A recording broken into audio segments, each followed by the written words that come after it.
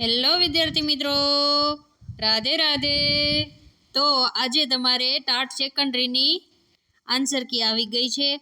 તમે અહીંયા જોઈ શકો છો। આપણે કોઈ પણ વિષયની ખોલશો એટલે તમારે પેપર 1 છે એ 100 માર્ક સુધીનું જોઈ લેવાનું। કોઈ પણ સિરીઝનું ખોલો એટલે તમારે તમારા મેઇન વિષયનું ડાઉનલોડ કરી લેવાની આન્સર કી અને તમારે જોવાનું। તો કે પેપર 1 માં છે ને તમને 3 ગ્રેસિંગ મળ્યા। કેટલા મળ્યા? ગ્રેસ મળ્યા। હવે ઘણા કહે છે આમાં ગ્રેસ તો લખ્યું નથી, તો જી લખેલું રહ્યું ને, જી એને ગ્રેસિંગ માર્ક સમજવાનું છે। તમારે શું કરવાનું છે? ગ્રેસિંગ માર્ક છે એ જી લખેલું છે એ ગ્રેસિંગ માર્ક છે। તો આપણે જોઈએ તો પ્રશ્ન 1 માં ગ્રેસિંગ બરાબર, બીજો 15મો પ્રશ્નમાં ગ્રેસિંગ જોવો, અને 23મા પ્રશ્નમાં ગ્રેસિંગ મળેલો છે, અને 53માં તમને ડબલ જવાબ આપેલો છે, અને 71માં ડબલ જવાબ છે, અને 73માં ડબલ જવાબ છે।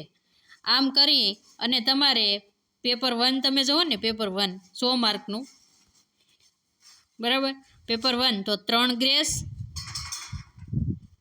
અને 3 તમારા ડબલ જવાબ। કેટલા? 3 જ છે ને? હા, 3 ડબલ જવાબ, 3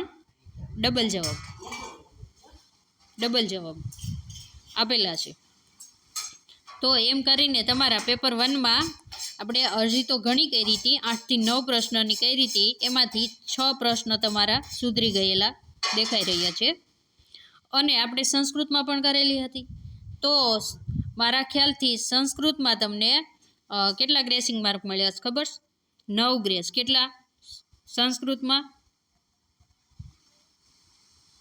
9 ગ્રેસ અને એક ડબલ જવાબ। તો તમારા વિષયમાં તમને કેટલા ડબલ જવાબ મળ્યા છે ને કેટલા ગ્રેસિંગ મળ્યા છે ને કમેન્ટમાં કહેવાનું ન ભૂલતા। અને આપણે માર્કશીટ ફાઇનલ આન્સર કી ક્યાંથી જોવી એની લિંક આપણે ડિસ્ક્રિપ્શનમાં આપી દેવાના છે, એટલે સીધા જ તમે સ્ટેટ એક્ઝામિનેશનવાળી વેબસાઇટ ઉપર લોગિન થઈ જશો। ત્યાંથી તમે ડાયરેક્ટ જ તમારી માર્કશીટ ફાઇનલ આન્સર કી જોઈ શકો છો, અને એમાં પણ તમારી સિરીઝ વાઇઝ આપેલી જ છે।